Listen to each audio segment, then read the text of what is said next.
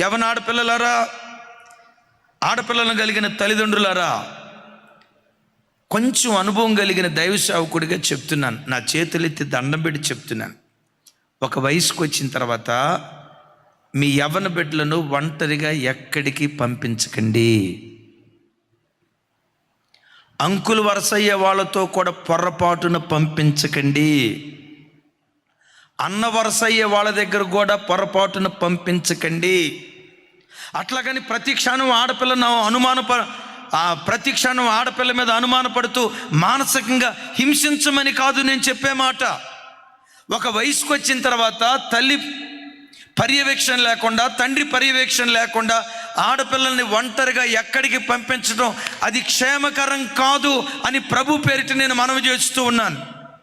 మా బంధువు అబ్బాయిలే ఏం కాదు అని బండి మీద పంపిస్తారు. కూర్చున్న నీ కూతురికి నా అన్నలాంటోడు అన్న భావన ఉంది, కానీ తోలేటువంటి వాడికి నా చెల్లెలు లాంటి భావన ఉండాలి కదా.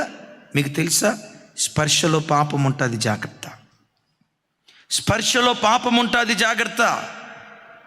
మన ఇంటి పక్క అంకులే కదా, మన ఇంటి పక్క అంకులే కదా అని అంకులని నువ్వు పంపిస్తే ఆ అంకుల్ ఆడబిడ్డ జీవితాన్ని పెంకులు చేసి వదిలిపెడతాడు.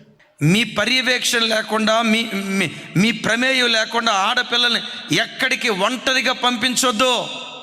అన్న వరసే అవుతాడులేండి, నీకు అన్ననే అభిప్రాయం ఉంది, వాడుకు ఉండాలి కదా నా చెల్లెని. మా తమ్ముడేనండి, తమ్ముడు నిజమే, నీకు తమ్ముడనే భావన ఉంది, వాడుకు ఉండాలి కదా నా అక్కని. వాడికి ఆ భావన లేనప్పుడు తెలియకుండా కన్యత్వాన్ని చెరుపుతాడు, జాగ్రత్త.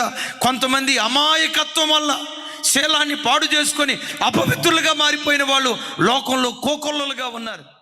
లోకం భయంకరంగా ఉంది. వావి వరసలు తప్పి ప్రజలు పశువులాగా ప్రవర్తిస్తున్నారు. కాపాడుకోవలసిన బాధ్యత తల్లిదండ్రులుగా మన భుజాల మీద ఉంది. ఒక వయసు వచ్చిన తర్వాత వాళ్ళను జాగ్రత్తగా కాపాడుకునే కృప, ఆ దైవికమైన మనస్సు దయగల దేవుడు మనందరికీ దయచేయునుగాక.